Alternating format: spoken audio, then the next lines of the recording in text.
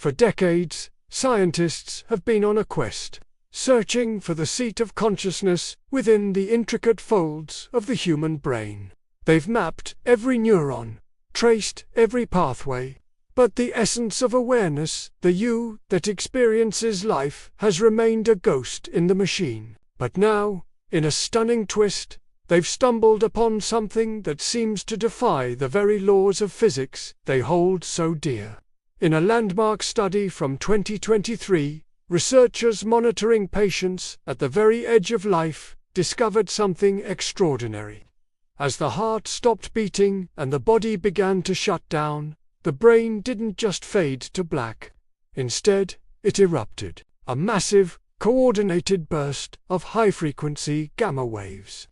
The same brain activity seen in monks during deep meditation or in moments of profound insight and enlightenment surged through the brain in the final seconds of life. Scientists are calling it the surge, a final, brilliant flash of cognitive activity.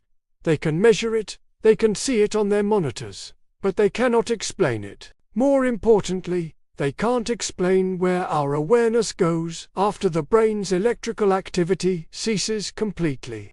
The data suggests that consciousness doesn't simply vanish like a snuffed-out candle.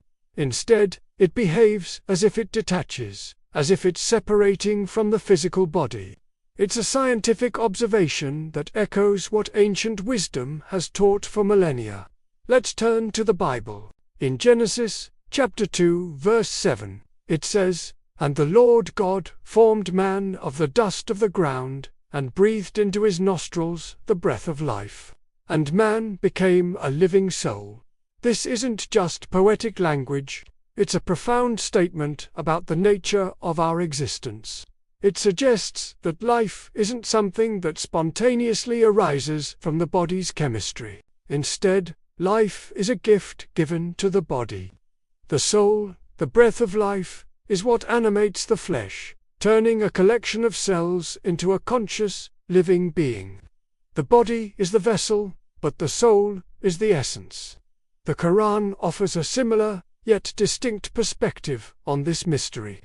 In Surah Al-Isra, verse 85, it states, "And they ask you, O Muhammad, about the soul. Say, the soul is of the affair of my Lord, and mankind has not been given of knowledge except a little." This verse is incredibly humbling. It acknowledges our deep curiosity about the soul, but also establishes a clear boundary. It tells us that while we can study the physical body in great detail, the soul itself is not a physical object, subject to our scientific instruments. It's a divine command, a spiritual reality that operates on a plane beyond our limited human understanding. We've been given a little knowledge, enough to spark our wonder, but the full truth remains with the Creator. To make this easier to grasp, think of it this way. Imagine your body is a smartphone. It's a highly complex and amazing piece of technology. It has a processor, a screen, and a battery. When the battery dies, the phone shuts off. The screen goes dark, the apps stop running, and the device becomes inert. But does the network disappear? Does the Wi-Fi signal or the cellular network cease to exist just because your phone is off?